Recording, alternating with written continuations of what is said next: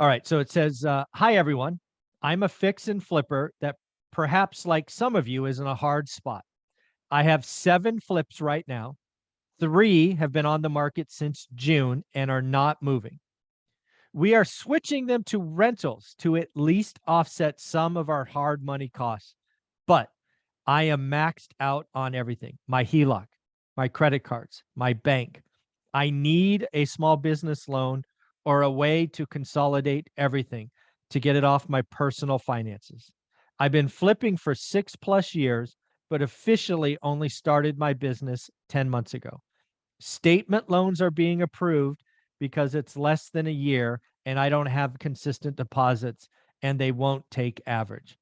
DSCR loans could at least help refinance the hard money, but I need help with all the material and labor costs that I have on my personal cards also.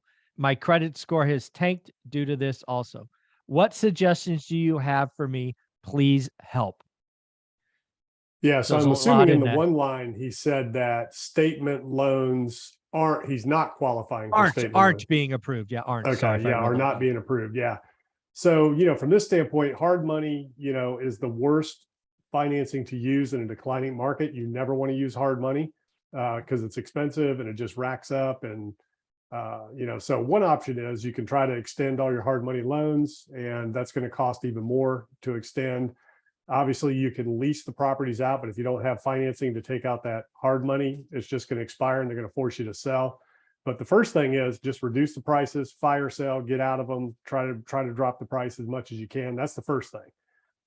If you can't refinance the properties and you can't sell them, then you're going to end up having to walk away from them. The hard money lender is going to take them back, and they may or may not pursue you personally, depending on what you're going to do. And then, the one statement about getting a business line of credit, to get everything out of your personal name, you still have to guarantee those loans. Business lines of credit still require somebody to sign and guarantee that line of credit, unless you can get unsecured business lines of credit, which that's, almost impossible to do these days for newer companies. But unfortunately, it sounds like that individual needs to, because they're hard money, the chances are he's not going to be able to extend them into long-term financing. So a lease option won't work, and owner finance won't work, renting won't work. You've either got to get them sold, drop the price, walk away, cut your losses, do whatever you can and get out.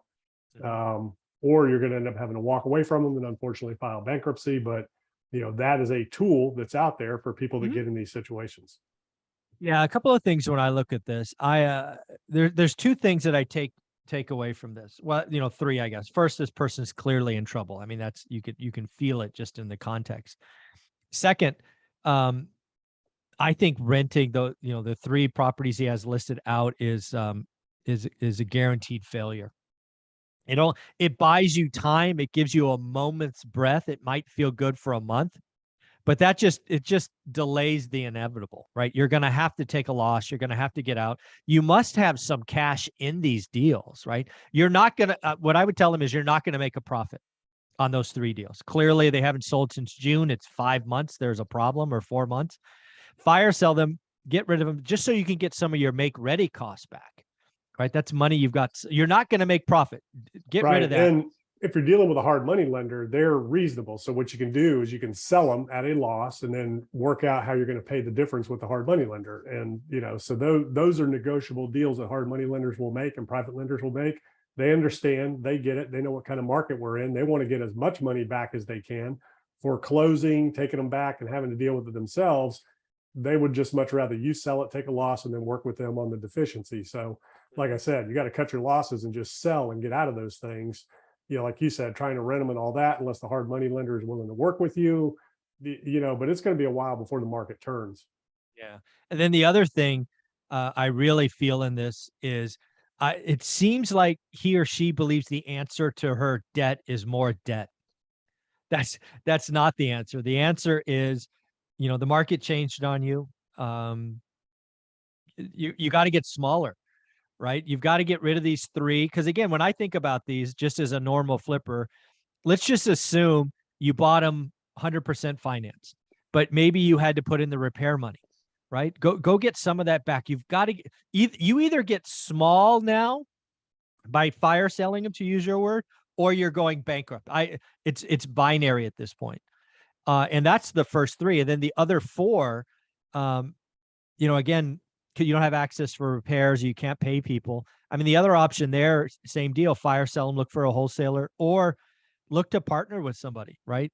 And again, I'd be willing to give up, most of the profit if you could get profit. You've got to Well, I mean, chew through these seven. if they're not Mhm. selling, then there's something, there's a disconnect there. So there are only two reasons that properties don't sell: price and traffic. And right now you got both things happening. Traffic's down and prices are way too high. So, the biggest mistake people make investing in real estate when they're flipping or when they're speculating is not selling when they can and when they should, trying to hang on too long, thinking they're going to outsmart or outlast the market. You got to sell and cut your losses. You just got to cut your losers loose and, let your winners run.